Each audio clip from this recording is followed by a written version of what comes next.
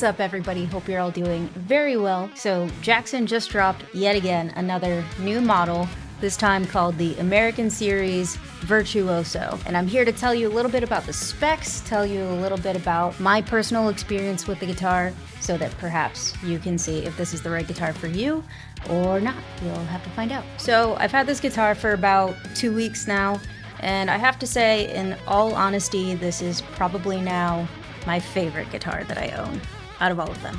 Seriously. I guess 2 weeks is still within the honeymoon phase for a new guitar, but I do feel like this one will win and stand the test of time. I'll get into the reasons why here in a little bit. First of all, let's just start with the appearance. So this is your typical soloist body style that you see Jackson making a lot of, which personally I am an admirer of. Most of my guitars are the soloist body style, so fits right in with my collection. However, this is quite the departure finish-wise from what I would typically get and from what Jackson typically makes. This is a really cool satin pink finish. What's the name of it? One sec. Okay, so the actual name is Satin Shell Pink. Cool, just wanted to confirm that. I never personally saw myself choosing a pink guitar, especially amidst the option of the exact same guitar in blue or black. Most of my guitars are blue or black. But there's something really exceptional about this pink that was just calling me. It's hardly even pink too. I mean, as you can see, it's really like an off-white. While we're on the topic of appearances, I should probably point out this super classy looking fretboard.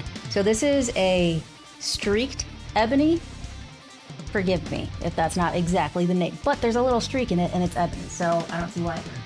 Yeah, it's just such a classy looking fretboard. I don't know why more people don't get the streaked versions of ebony. It's probably a little bit more expensive. Moving on up, we got the headstock. So classic pointy Jackson headstock, staying true to form. Wouldn't really be Jackson without some sharp edges, I guess. A matching headstock, nice satin shell pink.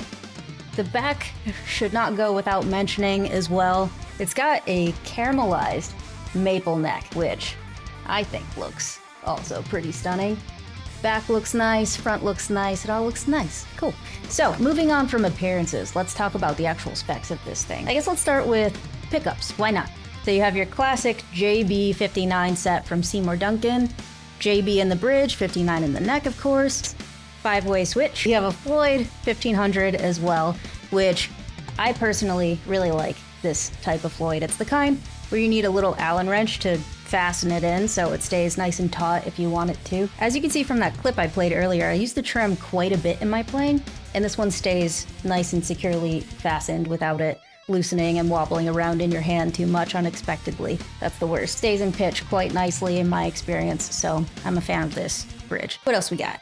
Ooh, the lumen lace. I'm very happy that they equipped this guitar with lumen lace, because that means I can actually take this on the road with me and not have an anxiety attack before every single show, wondering if I'm gonna hit the wrong fret. So thank you guys for adding that feature. While I'm looking at the neck, let's talk about that. So it's a bolt-on, which I actually don't mind in this case because it's quite accessible still in the upper register, so I don't really find it too cumbersome when attempting to access the upper frets here, so nothing to really worry about there. This luckily also has some graphite reinforcement in the truss rod, which, as you probably know, helps stabilize the neck in various climate conditions and whatnot, so you're not going to experience a whole lot of neck bowing compared to a guitar without those. Which is a nice segue into this, the heel-mounted truss rod.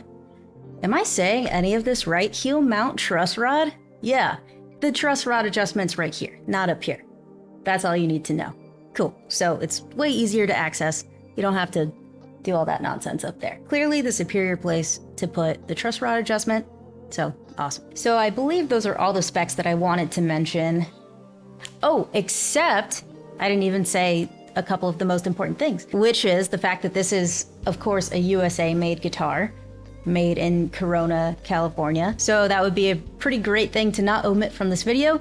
So that probably adds to the quality and thusly the price point, which I will now mention. This finish in particular runs you $1,950, I believe. So $1,950, which for a USA-made guitar, that is a pretty reasonable price. I've noticed that every single USA guitar that I pick up has a very distinct feel to it. I don't even know what I'm saying. That's not very informative, but this definitely holds up to all of the other USA guitars that are thousands of dollars more that I've had and played. So I guess that's really what I'm trying to say in a very inarticulate way. But this is a very high quality guitar. You can tell that a lot of care went into building this thing. For what that's worth, that's what I've experienced with this guitar. So I guess in summation, this guitar appears worth the cost in my opinion. I absolutely love playing it. Amongst all of my other guitars, which are abundant, I still find myself picking this one up the most. Again, still within the honeymoon phase, so I'll let you know if that changes, but I don't foresee that changing. I guess I'll wrap the video up here because I have absolutely nothing left to say that is of any value except please subscribe. And I told myself I would never say that, so since I have now sacrificed my self-respect, please do so. Thank you.